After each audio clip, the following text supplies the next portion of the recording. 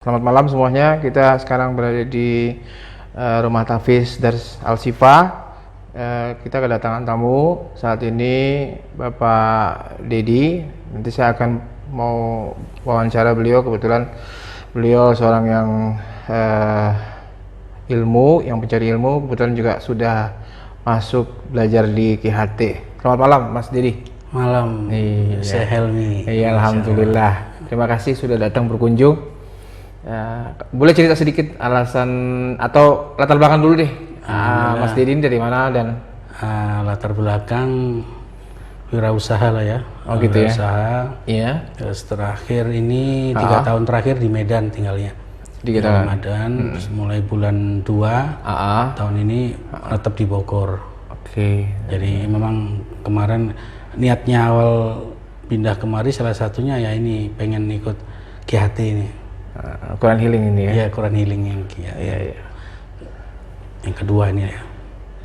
Terus apa kira-kira yang membawa tertarik untuk belajar? Kan termasuk pembelajar ya? Iya. Mas ini kan termasuk belajar sini, setahu saya gitu ya, saya tahu belajar sama saya nih. Kenapa tertarik KHT, awalnya gimana ceritanya?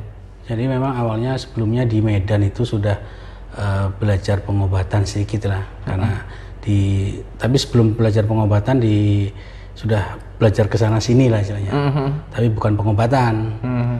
Tapi terakhir di Medan ilmu nujum, ilmu hikmah lah. Ilmu hikmah ya, untuk tahu diri kelebihan manusia ya. Iya. Oke. Terakhir sebelum di KHT itu ada belajar di Medan, ada yang mengenalkan ilmu kurang lebih sedikit tentang pengobatan lah. Bantu orang ngobatin orang ya. Iya. Nah disitulah mulai tertarik gitu loh, pengen mendalami. Iya. Kemudian sama guru yang di sana direferensikan lah saya Helmi ini. Ini loh kalau mau lebih dahsyat lagi di sini. Waduh, luar biasa ya. Direkomendasikan. Dari situlah akhirnya udah pengen dari tahun 2019 berarti kan. Tadinya ya. Iya, 2019 jadi cita-cita lah pengen ya Allah pengen bisa jumpa Syekh Helmi, bisa silaturahmi, bisa nimba ilmu. Alhamdulillah ya Allah terlaksana, Allah jumpakan juga, Allah mudahkan. Seperti itu. Boleh tahu nggak setelah udah ketemu dengan saya, terus apa yang dia dapat, apa yang dirasakan, apa keunikan misalnya yang didapat dari KHT? Ya alhamdulillah banyak lah aslinya. Melengkapi lah kalau saya bilang, melengkapi. Jadi tambah ilmu, tambah guru, tambah ilmu. Betul. Itu yang pasti. Dan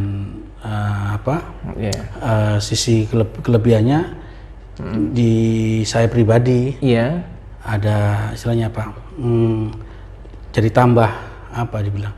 Ada tambahan ilmu untuk saya lebih melengkapi yang tadinya masih kurang. Kemudian dari sisi saya sendiri jadi tambah lebih sama Allah itu lebih dekat lagi. Alhamdulillah. Karena kan memang kan diajari, dikasih amalan-amalan. Apa namanya milioner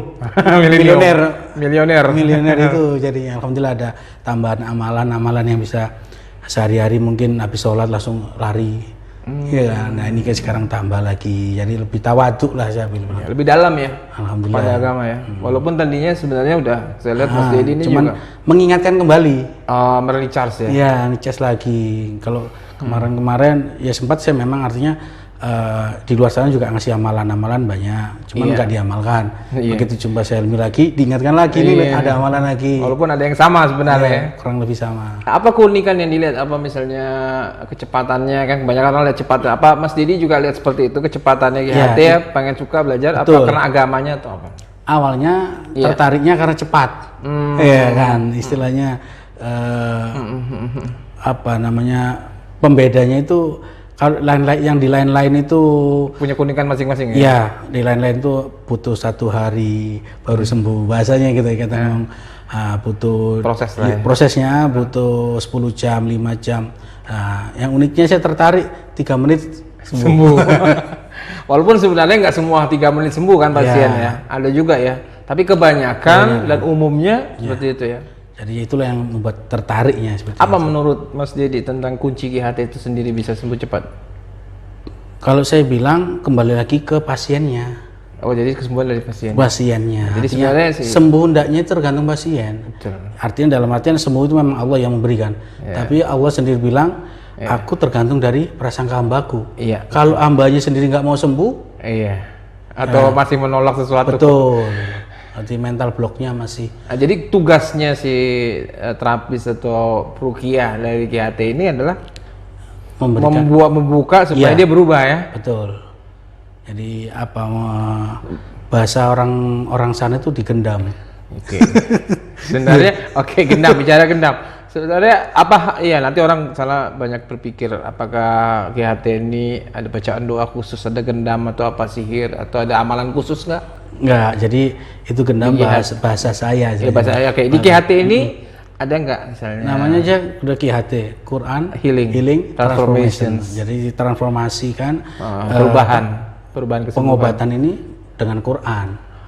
Ya, ini yang membedakan lah. Artinya kalau artinya kita mengobati, kalau yang saya tangkap jadi pengobatan kita istilahnya banyak mengambil dari ayat-ayat Quran. Jadi kembali seperti sunnah Rasulullah istilahnya gitu. Ya Rasul pernah lakukan, Ya. sekarang kita lakukan. Ada nggak pengalaman Mas Dedi yang gunakan KHT yang apa yang kira-kira bisa di-sharing ke teman-teman? Alhamdulillah paling enggak untuk diri sendiri yang pertama, yang kedua karena memang saya belum sempat praktek lah. Saya kan bukan praktisi kayak kawan-kawan kan biasanya ada yang memang udah banyak praktek. kan teman-teman kita Ya, yang yang praktisi udah ya. praktek di sini nambah nambah pengetahuan gitu. Kalau saya memang belum buka praktek, tapi minimal untuk saudara, anak, Untuk istri, internal ya. Ya, keluarga itu dulu ya. lah. Karena kan memang saya kan newbie bahasanya.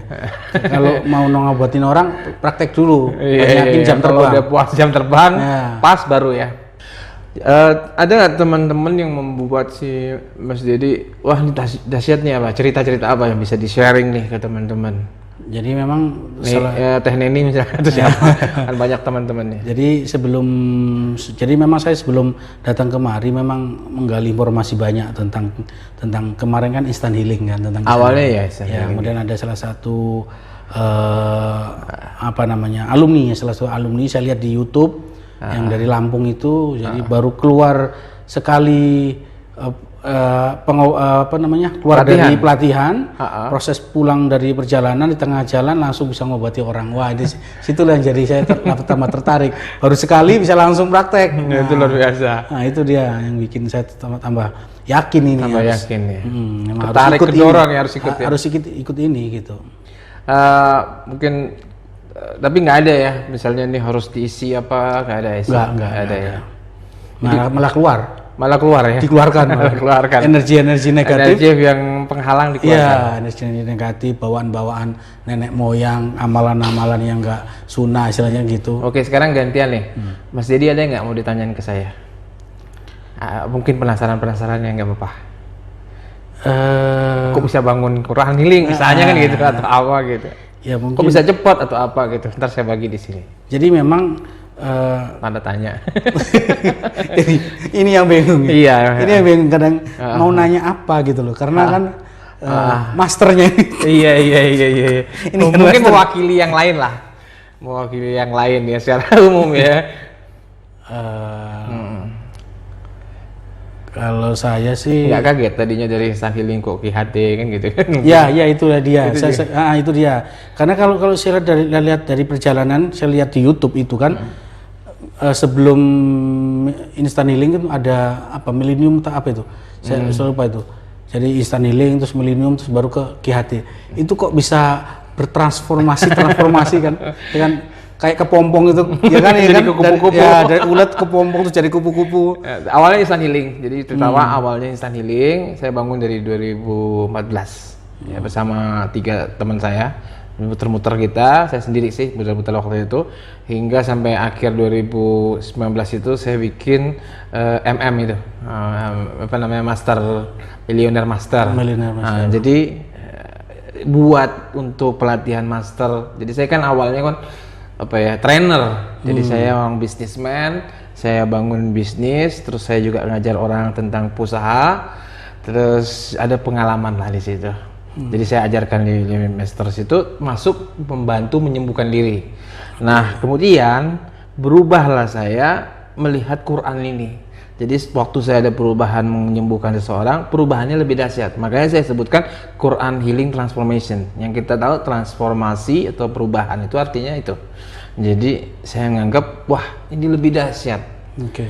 Iya, jadi saya hijrah lah, pertobatan nasuha.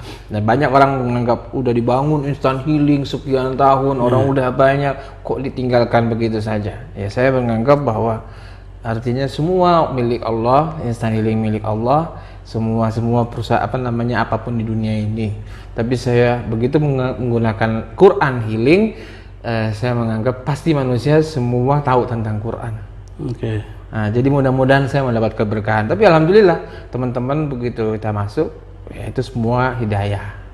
Nah, jadi saya menganggap, saya mohon berharap dengan adanya perubahan dari Instant Healing menjadi Quran Healing ini membawa kebaikan jauh lebih baik daripada sebelumnya. Saya dapatkan itu jelas di awal Instant Healing kan lama tuh ya. Di Quran Healing cepat banget, teman-teman juga kayaknya asik aja. Di Instant Healing ya bagus juga, cuma nggak sebagus Quran Healing. Ya keberkahannya emang beda ya. Kan Quran itu untuk lil alamin. Ada pertanyaan lagi, mumpung saya mau ingat. Iya, silakan. Kira-kira ada perubahan lagi nggak ini? Insya Allah nggak ada. mungkin materinya aja ya, Bu. Ya, kalau saya lihat materi nggak sama. Nggak sama di angkatan pertama, kedua, ketiga. Dari saya pribadi sebagai pengajar dari dulu, dari Instant Healing 1, 2, 3, 4 sampai berapa ratus Instant Healing, edisinya selalu nggak pernah sama. Nah, itu dia yang bikin alumni ini pengen tersikut karena rugi. Iya. Karena sesi 1 beda sama sesi 2. Jauh. Yang 2, ketiga, 4, nah ini harus ngikut terus. Iya. Nah, minimal mereka tanya sama temennya. Iya. Yang udah ikut apa sih yang dikasih? Saya bisa belajar nggak? Iya. Apa yang beda? Yang beda. Memang dunia ini kan berkembang, Mas Dedi. Kalau kita nggak berkembang, kita cuma ngajar itu, nanti kayak Mas Dedi masuk ke kelas, ini saya udah dapat buat apa? Oh iya benar. Dan kebetulan kita sebagai manusia kan otak kita harus berkembang, ya kan? Ini dunia ini berkembang kan. Besok teknologi, ada teknologi apa? Ada Android, kemudian ada apa lagi? Ada kirim gambar. Berarti kan ilmu yang kita dikasih juga kan berkembang sebenarnya. Kita pakai aja berkembang. Nah nanti kebutuhan kita yang kemarin, ternyata yang kita butuhkan yang kemarin tuh diambil.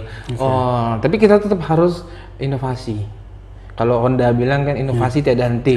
Ya, mudah-mudahan ini jadi Honda juga. Honda plus Yamaha. Ya. Ki-hati selalu terdepan. Iya, amin. Terima kasih. Jadi kalau di situnya nomornya berapa Ki-hati? Ada inget nggak? Aduh lupa. Iya nanti dikasih tahu banyak kali itu. Banyak kali. Banyak ya.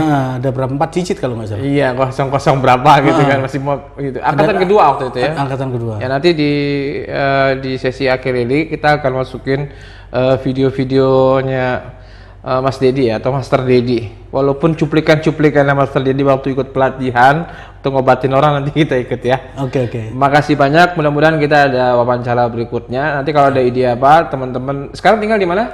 Sekarang di Bogor. Di Bogor ya, bukan di Medan ya? Enggak, di Medan lagi. Kira-kira kalau teman-teman minta tolongin di Bogor, boleh nggak hubungin Master Dedi? Insya Allah. Boleh ya. Seperti nanti saya tulisin namanya sama nomor teleponnya Master Dedi di bawah sini, supaya teman-teman yang di Bogor, semua kesembuhan dari Allah. Tapi Master Dedi mau bantuin teman-teman ini di situ. Siapa tahu Ki-hati ini bisa berkembang di Bogor karena Master Dedi. Insya Allah. Tapi satu lagi. Apa lagi? Sebelum ditutup. Saya cuma ngingetin kawan-kawan yang ada di rumah dan yang ada pun berada, rugi kalau nggak ada mengikuti Ki-hati. Tuh dengar. Karena saya pasti juga rugi ketika saya nggak ikut ini. Artinya kalau kita ada keluangan rezeki, keluangan waktu, kita harus ikut. Murah ya kalau dibandingkan dengan ilmunya, jauh ya? Jauh. Ya. Dapat kita bayar cuman berapa, 1,5, tapi kita bisa dapat semuanya. Dunia akhirat. Dunia akhirat. Itu. Dan pasti satu lagi yang mau saya ingat. Saya orangnya lupaan. Mau saya ingat. Belajarlah sama ahlinya. Dan satu lagi, ini yang dua, yang tadi satu ini dua. Saya pernah belajar sama orang yang, mohon maaf, saya belajar sama orang pengen kaya saya. Saya pengen kaya, tapi saya belajarnya sama orang yang bukan orang kaya. Nah, saya merasa pas belajar di sini. Saya di sini diajarkan milioner, guru saya milioner. Jadi pas. Allah, pas. Itulah artinya gitu ya. Belajarlah sama orang yang sudah mau, yang dia ungkapin, yang dia bicara, bahwa dia sudah mengalaminya. Iya. expert lah. Expert dan sudah mengalaminya. Betul. Dan banyak orang yang sudah mengajarkan tapi dianya belum. Betul. Bukan sedikit tuh. Bukan sedikit, banyak di luar sana. Ngajaran kaya diri sendiri nggak kaya, kan lucu. Iya lucu. Itu banyak dukun-dukun itu. Ngajarkan pengobatan dia penyakitan, kan lucu. Iya. Gimana itu kan? Insya Allah di sini terpenuhi itu ya. Terjawab semua. Oke, jadi rugi kalau kawan-kawan yang di rumah nggak ikut. Terima kasih banyak Mas Dedi Soleh Ibrahim. Iya. Mudah-mudahan teman-teman yang di Bogor dan teman-teman mau nanya apa, Mas Dedi ini juga bukan belajar di KHT aja, beliau juga banyak belajar di energi-energi lain. Kalau mau sharing sama beliau, saya rasa mau ya, boleh sharing-sharing ya. Artinya ini apa sih? Karena di KHT saya yakin orang-orangnya welcome sama siapa aja. Karena kita suka dengan ilmu, mudah-mudahan teman-teman yang suka ilmu boleh sharing sama kita tanpa batas, tanpa biaya kalau untuk sharing. Terima kasih, salam KHT, selamat malam. Terima kasih Mas Dedi. Assalamualaikum warahmatullahi wabarakatuh. Waalaikumsalam warahmatullahi wabarakatuh.